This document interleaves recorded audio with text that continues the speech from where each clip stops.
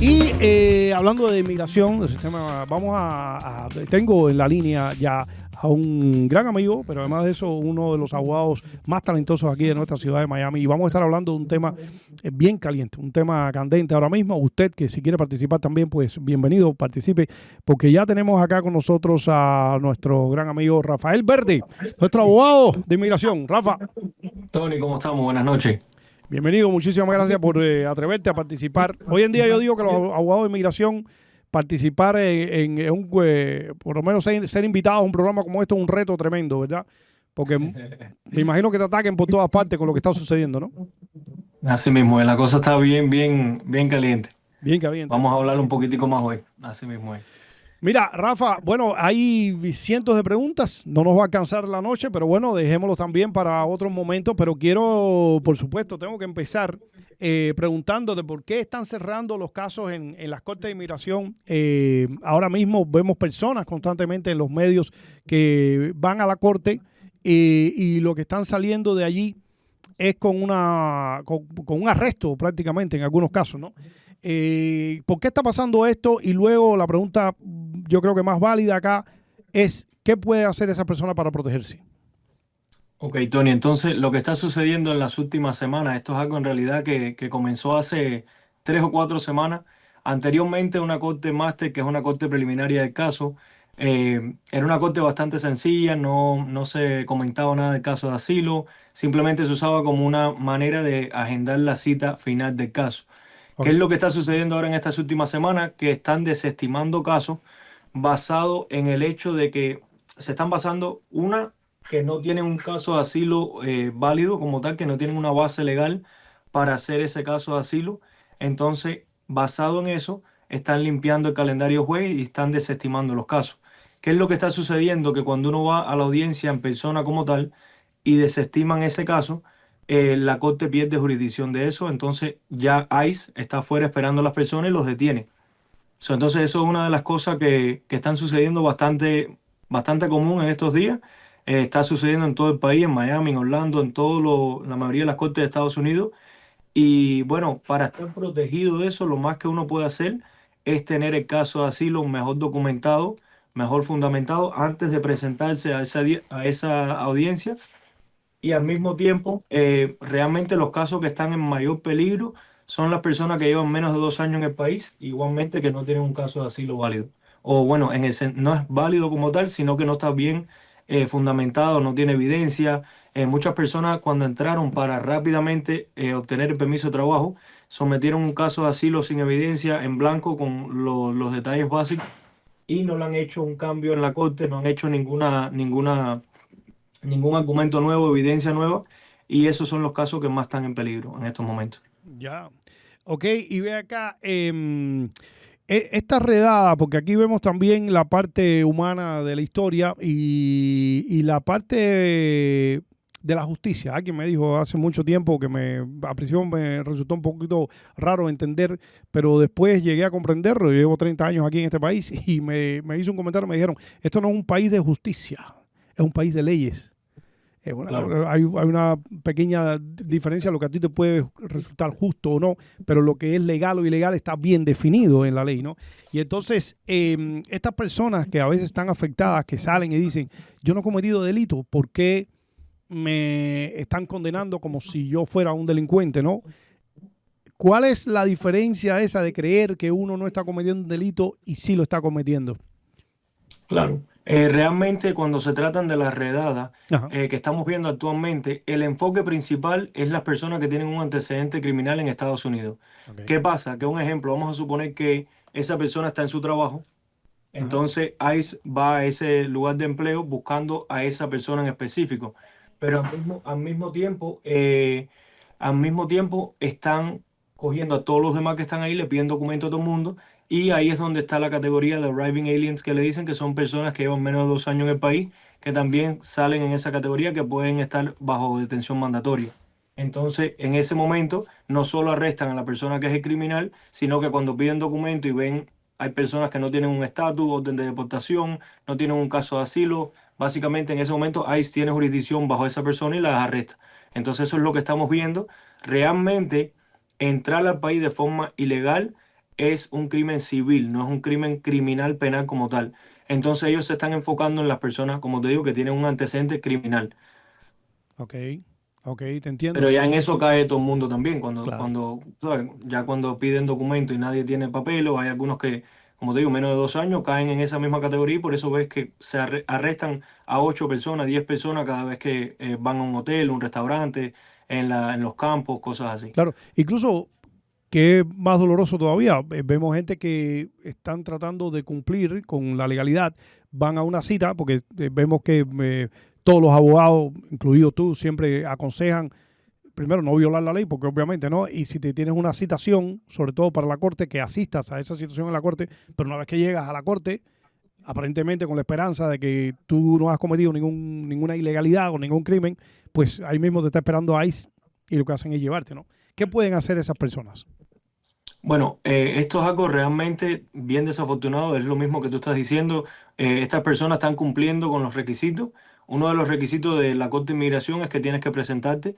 Si no te presentas, el juez te puede poner una orden de deportación en ausencia. Entonces, ¿qué pasa? Que es bien triste que están cumpliendo con los requisitos y al mismo tiempo se enfrentan a este peligro tan grande. Estas personas que tienen las cortes máster preliminarias, lo que estamos haciendo nosotros personalmente es pidiendo que todas las audiencias sean virtuales, porque de esa forma yo hago las audiencias en la oficina, el cliente se sienta aquí atrás y Claro. es un peligro menos que estar presente físicamente en la corte. ¿Por qué? Te voy a explicar la razón principal. Una, que como están aquí en la oficina, ya aquí no, ICE no está en la oficina ni está en el edificio. No es Claro, lo mismo que te cierren el caso, ICE está ahí mismo, te detiene y ya estás bajo detención de ICE. claro. Si ahora mismo, un suponer, ni que Dios lo quiere, yo estoy haciendo una corte preliminar con un cliente que está sentado aquí en la oficina conmigo, y ese caso lo cierran en la corte, al momento yo cojo la aplicación de asilo, la someto desde la misma oficina a USCIS y esa persona tiene un estatus pendiente porque igual ya el asilo se mandó a USCIS. El Oh, problema viene, ajá, el problema viene en realidad cuando esa persona le cierran el caso en la corte, pero ya saliendo de esa puerta, ahí mismo lo arrestan, no le dan chance de hacer el próximo trámite que los puede, o sea, que le puede dar esa protección. claro. Entonces, solicitar las audiencias virtuales, tratar de preparar los casos de asilo de la mejor forma posible, bien documentado, con evidencia, argumentos legales que sean válidos, obviamente asegurándose que tengan un caso de asilo válido. Y esa es lo mejor que se puede hacer en los momentos ahora mismo como estamos, es lo más que se puede hacer. Ya. A ver, hay una cosa también aquí que me nace, una pregunta. Esas personas que son arrestadas en saliendo de la corte o incluso que a veces la detienen algunos, hemos visto imágenes de todo tipo, ¿no? Pero hemos visto imágenes, por ejemplo, vi una de una madre que decía, por favor, no me lleven porque tengo mis hijos en la escuela. Es una Claro, escena, bien ¿sabes? difícil. Yo creo que el que no se conmueva con esa escena no tiene corazón, ¿no? No sé qué es lo que hay Claro. detrás de eso. No sé si la madre estaba condenada por un delito grave. Esas realidades no las conocemos tampoco. Pero bueno, como está pasando tan común, puede ser. Mi pregunta es, y luego viene la histeria de verse en esa situación. Hay gente que están a punto de que le da un heart attack, ¿no? Esa persona que es llevada por ICE todavía me imagino que vaya a un centro de detención, como pasa aquí en Miami, en Chrome, creo que existe el centro. ¿Tiene salvación todavía esa persona? O sea, la esperanza no es que se haya muerto la esperanza en el momento que te llevan. Todavía, mientras está aquí en los Estados Unidos, hay solución, ¿no? Claro, entonces básicamente todo depende también de cuánto tiempo lleva en el país, qué trámite está haciendo actualmente. Entonces, si esa persona, un ejemplo, tiene un caso en la Corte de Inmigración que está abierto, que está pendiente, y ICE detiene a esa persona, lo que hacen es que hacen el proceso de remoción. El proceso mismo en la Corte de Inmigración lo hacen desde el centro de detención. Entonces ahí tienen dos opciones. O piden una fianza si califican si cometieron algún crimen basado en el tipo de crimen. Okay. Si califican para solicitar una fianza, esa es una opción que se puede hacer para que puedan continuar el proceso fuera del centro de detención. De la otra forma, si no califican para fianza o llevan menos de 2 años, cual califican para, discúlpame, que se considera detención mandatoria, entonces ahí tendrían que hacer ese proceso desde la corte, desde el centro de detención. Okay. ¿Cuál es la diferencia? La diferencia más grande es que como en el centro de detención están tratando de procesar muchos casos, todas las fechas son bastante rápidas. Entonces, una audiencia en la corte que pueden darte una corte final para el 2029, en el centro de detención te ponen una corte preliminar y en 2 meses una corte final, porque el objetivo es tratar de acelerar el proceso de remoción del país. Ok, eso es bueno y malo al mismo tiempo, ¿no?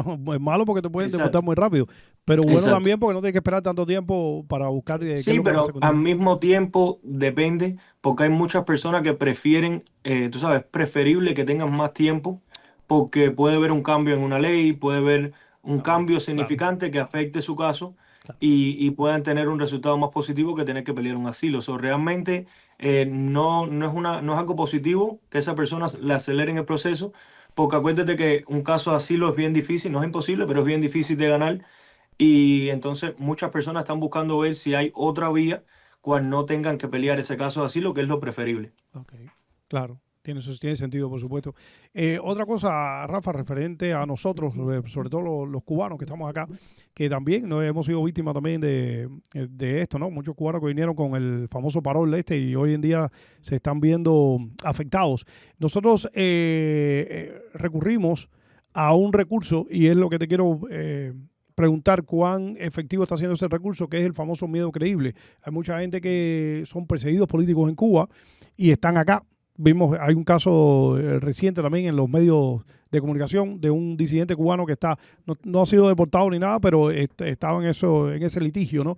¿Cuán efectivo está siendo el recurso este del miedo creíble a la hora de ustedes, los abogados, de defender estos casos en la corte?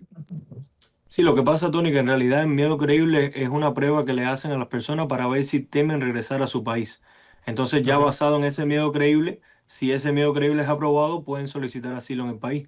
ok. ¿Qué pasa? Que muchas personas que entraron con el parol humanitario, tienen la posibilidad de al año un día hacer el ajuste cubano. Entonces, la mayoría de estas personas nunca sometieron un caso de asilo porque tenían esa protección y tenían ese beneficio porque eran cubanos. Ok, Ahora al ese parol humanitario está cancelado, les han enviado cartas que no tienen permiso de trabajo porque ya no es vigente la forma que obtuvieron ese permiso. ok. Entonces muchas personas, si no le llega la residencia, que actualmente se está demorando bastante el procesamiento, hasta 3 años, muchas personas necesitan continuar, tú sabes, trabajando y cosas así. Entonces lo que hacen es que mientras que tengan una base válida para someter un caso de asilo, como el caso que me acabas de mencionar, Ujú.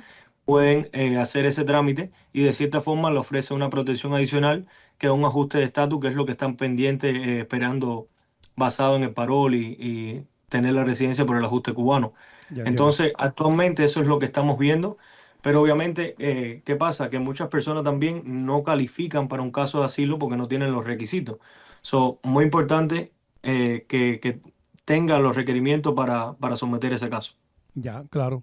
Rafa, una pregunta que me mandaron precisamente para que te hiciera. ¿Es salvable una persona que ya tiene una condena, que tiene una orden de deportación, incluso a veces orden de deportación de bastante tiempo, ¿no? Porque conocemos personas acá que cometieron delitos en los años 90, ha pasado el tiempo. Por ejemplo, uno de los casos que vimos acá, que se nos acercó, es una persona que tuvo un delito fuerte, digo yo, en los años 90, pero esa persona está casado con una ciudadana americana, tiene incluso 2 hijos americanos. Él le dijeron hace mucho tiempo que la única salvación que tiene es un perdón presidencial. Lo ha estado buscando, no sé de qué forma, pero lo ha estado buscando a ver si eso pasa. ¿Esa persona tiene algún recurso todavía que se pueda defender? Bueno, lo que pasa, Tony, es que todo es basado en el tipo de crimen que fue la condena como tal que recibió esa persona. Ok, Entonces hay ciertos crímenes cual descalifican a esa persona de calificar para un proceso migratorio en un futuro, ¿no? Entonces, de cierta forma, como que te limita de las opciones que tiene. Una de las opciones, un ejemplo, para cancelar una orden de deportación cuando la persona lleva más de 10 años en el país, ajá, es cancelación de remoción, pero basado en el delito que esa persona ha cometido puede calificar o no puede calificar. Si es un delito menor, es algo que se puede justificar, puedes demostrar buen carácter en los últimos 10 años, puedes demostrar que tienes un hijo ciudadano que depende de ti, tienes varios requerimientos, pero al mismo tiempo tienes esa oportunidad abierta. Pero si es un delito mayor, un ejemplo, tráfico de personas, cosas que son mucho más graves, ya eso sí te limita básicamente todos los beneficios migratorios que tiene disponible una persona, esa persona que cometió el crimen está bien limitado. claro, duro, duro. Claudio, ¿tú tienes la noticia de Univisión? Sí. Hay una noticia que salió recientemente que quería comentar y cómo nos afecta a nosotros por acá. La noticia dice, no sé si la puedes ver ahí, pero tíranos ahí, Claudio. Es un titular que dice que la Corte Suprema acaba de darle la autorización a Trump de reiniciar por ahora deportación rápida de inmigrantes. Ahí está la noticia. Dice, Corte Suprema permite a Trump reiniciar por ahora deportación rápida de inmigrantes a terceros países. ¿Eso nos afecta de alguna forma o esto es algo que ya se había frenado, no? Bueno, realmente, Tony, esto es algo que ya estaban haciendo anteriormente. Esto lo que significa es que cuando una persona tiene un caso de asilo, y realmente ahora mismo tenemos varios clientes que están en esta misma situación y de cierta forma nos complica el caso a nosotros como mismo cliente. Pero lo que hacen es lo siguiente, vamos a suponer que es una persona que es de Cuba. Esa persona tiene un caso de asilo demostrando que tiene miedo de regresar a Cuba, pero pueden ponerle, el fiscal puede asignar un país de remoción en la alternativa como México. Entonces, el fiscal dice, esta persona tiene el país de remoción primario, que es Cuba, porque es de Cuba. Claro. Pero en la alternativa, si Cuba, si la persona puede demostrar que tiene miedo de regresar a Cuba, también puede ser enviado para México. Entonces ahora, ¿qué es lo que pasa? Que nos complica el caso porque hay que demostrar que aparte de tener miedo de regresar a Cuba, tienes miedo de que te regresen a México. Y hay muchas personas, un ejemplo, que nunca han estado en México. Entonces es bien difícil demostrar que esa persona tiene miedo de regresar a un país donde nunca ha tocado pies. Entonces, en realidad, es una complicación bastante grave. La estaban haciendo hace unos meses, después tuvo un momento que se pausó y ahora recientemente otra vez están dejando que eso suceda, que, como te digo, es desafortunado. Ya, tremendo, Rafa. Oye, te agradezco tremendamente tu participación, que nos aclares estas dudas, pues todas las preguntas que podamos recibir, pues por supuesto que te las voy a hacer pasar, que estés de nuevo con nosotros. Pero por último, quiero que nos des un consejo a todas las personas que están mirando el programa como tal. ¿Qué debe hacer una persona que está en una situación así? Bueno, asumo yo que la respuesta es bastante obvia, que es consultar, por supuesto, la asesoría de un abogado, ¿no? Pero una persona que por ejemplo, le tenga una citación para ir a la corte, ¿cuál es el consejo tuyo para por lo menos decir, mira, esto es lo primero que tienes que hacer, ¿eh? Bueno, eso todo depende, pero vamos a suponer un caso de los más comunes, un caso de asilo en la corte. Como te había mencionado, lo más importante es estar con el asilo lo más preparado posible. Te recomiendo, bueno, le recomiendo a cualquiera que si tienen una corte máster, anteriormente esta corte era algo completamente diferente a lo que es ahora. Ahora estamos viendo un cambio bastante drástico de lo que están buscando en esta audiencia. Entonces, ir con un abogado, que ese abogado te revise el caso de asilo, que le hagan los cambios antes de ir a esa audiencia y que vaya preparado para tener una segunda opción en el evento de que cierren ese caso y obviamente siempre solicitar que sea por video. Es preferible, un ejemplo, aunque estés en otra ciudad, vamos a suponer que estás en Tampa, pero tu abogado está en Miami, es preferible manejar las 3 horas y pico que es de Tampa a Miami, pero estar en la oficina y hacerlo de la oficina que ir a la corte como tal, porque como te digo, hay varias opciones, varias cosas que se pueden hacer aquí en la oficina que no se pueden hacer en la corte porque al momento está ahí afuera. Entonces, es simplemente preparación. Yo siento que la mayoría de las personas que nos contactan a nosotros, bueno, diría un 50% de las personas, como que siempre es cuando ya el problema está arriba de ellos, en vez de prevenir, es más como que tratar de resolver cuando ya es un poco tarde. Claro. Entonces, es preferible tener todo preparado con tiempo que después estar corriendo al final y tratar de hacer todo con apuro, porque va a quedar mejor si todo está preparado con tiempo antes. Claro, buenísimo. Rafa, y una pregunta que se me quedó un poquito colgando, pero que le tenía deseo hacerte, las que era, ¿cómo va el proceso este de lo que, y quiénes son los que están sugiriendo lo de hacer las cortes virtuales? De hacer, como me dijiste. Sí, entonces eso es una moción que tiene que enviar el abogado como tal a la corte para solicitar que el juez acepte que sea virtual desde la oficina y que el cliente no tenga que presentarse en persona y lo pueda hacer junto al abogado en la oficina del abogado de forma virtual. Entonces eso es una moción como tal que tiene que someterla el abogado. ¿Y no se han visto casos que lo acepten o puede ser, Sí, o es factible? Actualmente, gracias a Dios, están aceptando bastante estas mociones. Entonces, hemos visto bastante un buen resultado con esas mociones. Igualmente, hay jueces que te dicen no, tiene que ser obligado en persona, Claro, pero todo es basado en la discreción del juez y la regla que ese juez tenga. Si te dicen que hay que ir en persona, lo que hay que ir bien preparado, y si aceptan la moción virtual es lo que estamos buscando. Así que, claro, de cierta forma, como sea, hay que estar preparado para lo que sea que ellos claro. puedan hacer en ese momento, y esa preparación es clave con lo que hablamos con el caso de asilo. Claro, claro, qué maravilloso, Rafa, te agradezco muchísimo, que no va a ser la última vez que te tengamos por acá, por supuesto, muy común porque esto pique y se extiende, parece, ojalá que pare esta fiebre pronto Así y te agradezco mucho. Yo siempre le digo a las personas, los que están en esta situación, que tienen que buscar la forma de quedarse y la mejor forma de quedarse también es con este segmento que nosotros le llamamos Quédate con Rafa, ¿ok? Que es la que es, ¿verdad? Gracias, Tony, por todo. No, a ti, mi hermano. Muchísimas Que gracias. tengan buenas noches. Igual Nos tú. vemos en la próxima. Nos vemos a la Gracias. próxima. Dale, gracias.